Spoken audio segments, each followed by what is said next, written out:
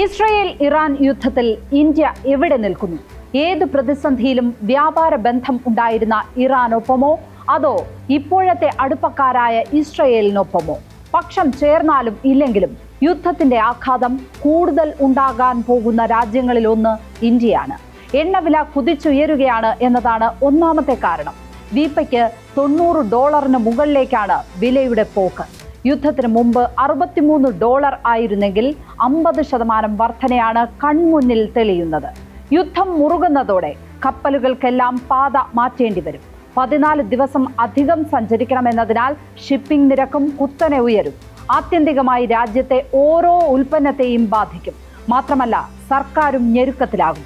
ഇപ്പോൾ എണ്ണയിൽ നിന്ന് കിട്ടുന്ന കനത്ത നികുതിയാണ് സർക്കാരിനെ പിടിച്ചു നിർത്തുന്നത്. വില ഏറെ വർദ്ധിപ്പിക്കാൻ കഴിയില്ല എന്നതിനാൽ നികുതി കുറയ്ക്കേണ്ടി വരും. മാത്രമല്ല എണ്ണ കമ്പനികളുടെ ലാഭം കുറയും. അതിനാൽ സർക്കാരിനുള്ള ലാഭവിഹിതവും കുത്തനെ ഇടിയും. സ്പോട്ട്ലൈറ്റ് ആരംഭിക്കുന്നു. ഇറാൻ ഇസ്രായേൽ യുദ്ധത്തിൽ ഇന്ത്യ എവിടെ നിൽക്കും?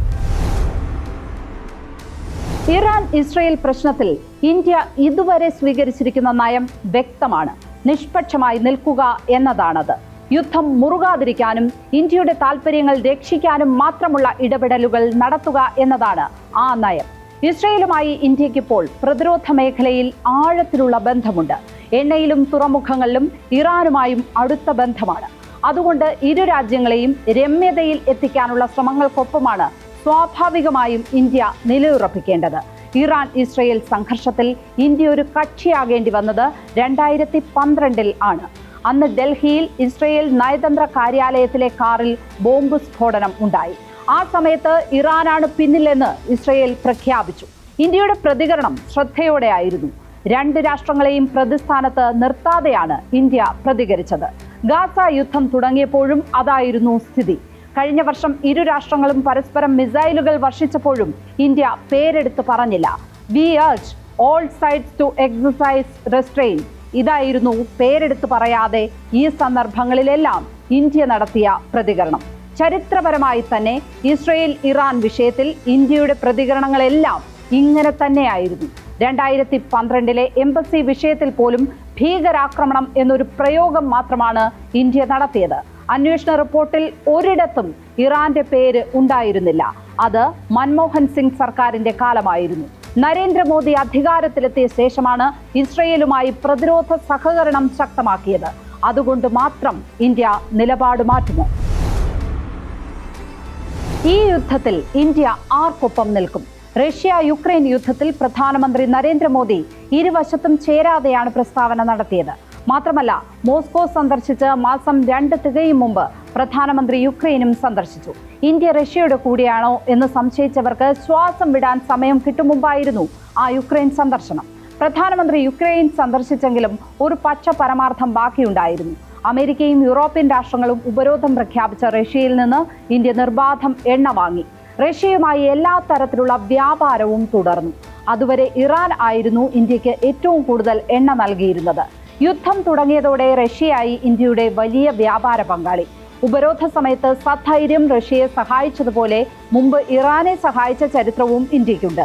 ആഗോള ഉപരോധം നിലനിൽക്കെ അമേരിക്കയെ പോലും ധിക്കരിച്ച് ഇറാനിൽ നിന്ന് ഇന്ത്യ എണ്ണ വാങ്ങി. 2012 വരെ വാങ്ങിയ എണ്ണയുടെ വില കൊടുത്തു തീർത്തത് 2018 മാത്രമാണ്. അതുമാത്രമല്ല സംഭവിച്ചത്. ഇറാൻ പട്ടിണിയിലേക്ക് നീങ്ങുമെന്ന ഘട്ടത്തിൽ ഇന്ത്യ വലിയ തോതിൽ ഗോതമ്പ് നൽകി. ആ പണവും പിന്നീട് ഏറെ കഴിഞ്ഞാണ് ഇന്ത്യ വാങ്ങിയത്. ഇന്ത്യ പാകിസ്ഥാൻ സംഘർഷമുണ്ടായപ്പോൾ അയത്തുള്ള അലി ഖമനേയിയുടെ പ്രസ്താവന ശ്രദ്ധേയമാണ്. ഇരു രാഷ്ട്രങ്ങളും എത്രയും വേഗം സമാധാനത്തിലെത്തട്ടെ എന്നതായിരുന്നു ആ പ്രത്യാശ. ഇപ്പോൾ ഇറാന് സമ്പൂർണ്ണ പിന്തുണ പ്രഖ്യാപിച്ച് പാകിസ്ഥാൻ രംഗത്ത് വന്നിട്ടുണ്ട്. പാകിസ്ഥാന്റെ ഈ നടപടി ഇന്ത്യയുടെ നയം മാറ്റുമെന്ന് കരുതാൻ വയ്യ. ഇപ്പോൾ ഇസ്രായേൽ ഇറാൻ സംഘർഷം തുടങ്ങിയ ശേഷമുള്ള ഇന്ത്യയുടെ നിലപാട് തന്നെ നോക്കുക.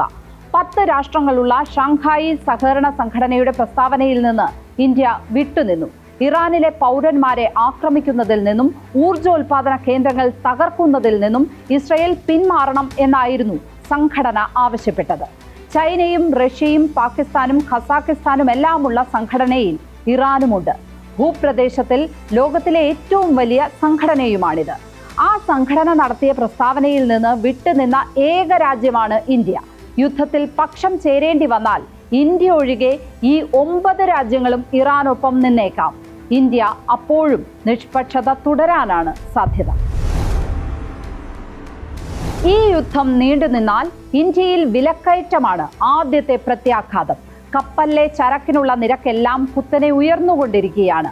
5 ദിവസം മുമ്പുണ്ടായിരുന്നതിനേക്കാൾ 25% വരെയാണ് നിരക്ക് വർദ്ധിച്ചത്.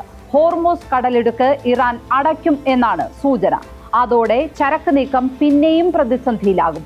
ലോകത്തെ എണ്ണയുടെ 25% കടന്നുപോകുന്നത് ഇതുവഴിയാണ്. ഖത്തറിൽ നിന്നും UAE-യിൽ നിന്നുമുള്ള ദ്രവീകൃത പ്രകൃതിവാതകം കടന്നുവരുന്ന മാർഗമാണിത്. ഖത്തറാണ് ഇന്ത്യക്ക് ഏറ്റവും കൂടുതൽ പ്രകൃതിവാതകം നൽകുന്നത്. ഇറാനിലെ എണ്ണ ഉൽപാദനം ഏറെക്കുറെ നിലയ്ക്കും എന്നത് ഇന്ത്യയിൽ മാത്രമല്ല, ലോകമെങ്ങും അലകളുണ്ടാക്കും. ഇന്ധനവില കൂട്ടാൻ ഇന്ത്യ നിർബന്ധിതമായാൽ അതിവിടെ ഉണ്ടാക്കുന്ന അസ്വസ്ഥത ചില്ലറയായിരിക്കില്ല. ഇപ്പോൾ തന്നെ പെട്രോളിന് 108 രൂപ കൊടുക്കാൻ കെൽപ്പില്ലാത്തവരാണ് ഏറെ. പാചകവാതക വിലയും വർദ്ധിക്കും. ചരക്കു നീക്കത്തിനും ചെലവേറും. ഈ യുദ്ധത്തിൽ ഇന്ത്യ എവിടെ നിൽക്കുന്നു എന്നതിനേക്കാൾ വലിയൊരു ചോദ്യമുണ്ട്. വിലക്കയറ്റം ഇന്ത്യ എങ്ങനെ നേരിടാൻ പോകുന്നു എന്നതാണത്. സ്പോട്ട്ലൈറ്റ് മറ്റൊരു വിഷയവുമായി നാളെ ഇതേ സമയം. നമസ്കാരം.